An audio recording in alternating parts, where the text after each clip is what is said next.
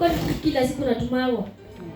Ama unaiba sukari, mama anakuambia usiibe sukari, unaiba. Shalom. Uwaheshimu. Na si mtu mwingine, si watu wengine wameandikiwa, ni sisi, si ndio? Tumeambiwa tuwaheshimu. Shalom. Kitabu kingine tumsomee Waefeso 6 mstari wa kwanza. Efeso 6 mstari wake wa kwanza. Enyi watoto, watiini wazazi wenu katika Masihi, maana hii ndiyo haki. Waheshimu baba yako na mama yako. Amri hii ndiyo amri ya kwanza yenye ahadi. Shalom. Umesikia ukiheshimu baba yako na mama yako. Amri hii ndiyo amri ya ngapi? Ya 5. Yenye ahadi. Shalom. Hiyo amri ya hiyo yenye ni ya kwanza ya ahadi, si ndivyo tumeambiwa? Watoto, kwa hivyo mheshimu wazazi wenu. Pia hata mimi, si pia mimi mtoto niheshimu wazazi wangu, pia watoto heshimu wazazi wao. Wow. Shalom. Ukikosa kuheshimu wazazi wako utafanyia nini? Siku zako za kuishi zitapungua. Shalom. Tumeambiwa siku zako za kuishi zitapungua. Shalom. Wenye wanaheshimu wazazi wao, siku zao zitaongezeka. Shalom. Masihi akiona ni vyema ataongezea. Akiona hataendelea, hivyo kutafanyika. Si ati Masihi akisema leo ndo utaaga, unasema hapana. Na alikwambia Shalom. Masihi akiamua hautaonekana tena, dunia ni hivyo sasa. Hatutakuona, tutakusahau. Shalom. Lakini watu wao wataachwa na huzuni, si ndio? Na tuliambiwa usiende tu kwa Masihi siku ya shida, pia siku ya furaha. Ama usiende kwa mtu siku ya shida, pia siku ya furaha. Shalom. Kwa sababu mtu kwa wakiacha na huzuni, siku na watu wanaenda kuwatia nguvu. Sasa na hiyo wewe wakati umeenda kuwatia nguvu, siku yenu itafika. Na ikifika hata watakuja kuwatia nguvu.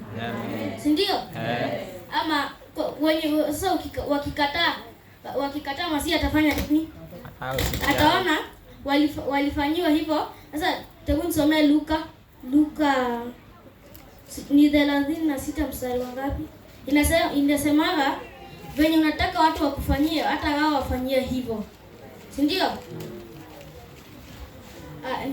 Kitabu kingine nisomee kitabu cha Wafilipi 4:4.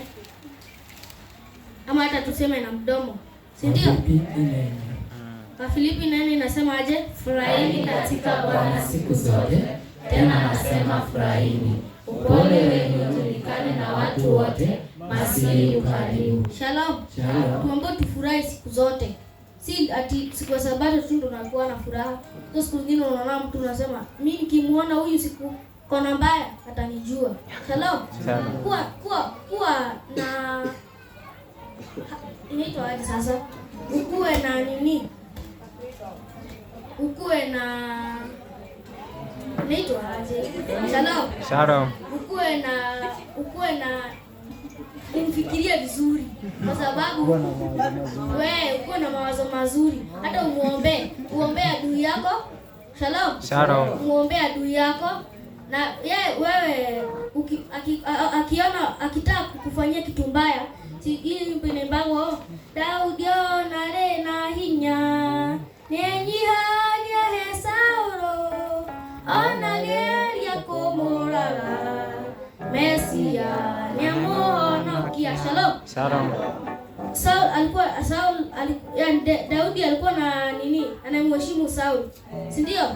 Na Saul alikuwa anamheshimu? Hapana. Sasa nikumaanisha Saul alikuwa anachukia nani? Daudi. Shalom. Na tuliambiwa lesson ya Sabato ilikuwa nasema adui. Shalom.